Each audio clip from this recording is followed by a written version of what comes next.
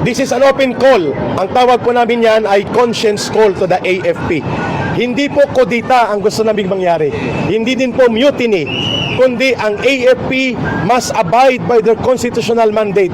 At ano po yung nakasaad sa konstitusyon? Article 2, Section 3. The armed forces of the Philippines shall be the protector of the state and the people. When the government, like what we are having right now under Marcos, does not serve the interests of the people, but rather facilitates the crime of plunder, it is only proper for the AFP to stand with the side of the people. Mapapadali ito lahat kung wala ng AFP sa likod ni Marcos. Pinipirmahan niya ang sindikato na budget na pinapalusot ng kanyang pinsan for the last 3 budget cycles.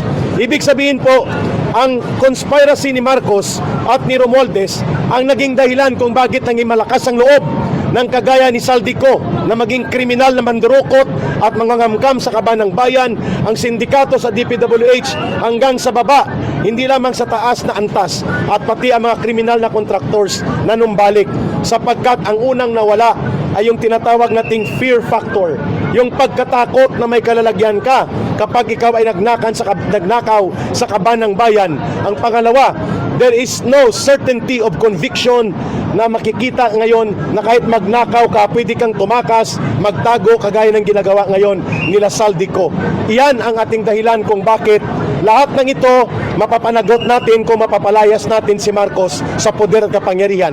Pero hindi sa pamamagitan ng karahasan, people power, na mapayapa, tuloy-tuloy, ngunit hindi tayo titigil na hindi siya bumababa. Pangalawa, mapapadali kong lahat ng ito kung dumagsa ang tao sa lansangan, mapipilitan ang Armed Forces of the Philippines to withdraw support from the Commander-in-Chief. Ito ang pinakamabilis na transisyon. Hindi tayo lalabas doon sa constitutional line of succession. Ibig sabihin po, nasa batas pa rin ang pagkilos natin. Let the constitutional line of duty of the Armed Forces be their call of conscience. Ano po yun? That the Armed Forces of the Philippines shall be the protector of the state and the people. And Marcos and Romualdez are not the state. They are not the government either. Ibig sabihin po, mapapadali ito lahat kapag nanindigan ang AFP kasama ang PNP to withdraw support from the Commander-in-Chief that will render Marcos inutile, and therefore a transition of power as stated by the Constitution can take place. And then huhulihin natin si Marcos, si Romualdez at sila Saldico, papanagutin sila at bawiin ang ninakaw at dinambong na kayamanan. Sir, this is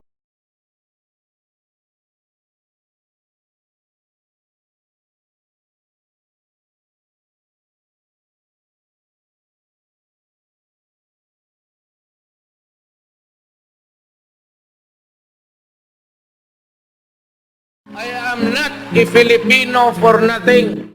I did what I had to do.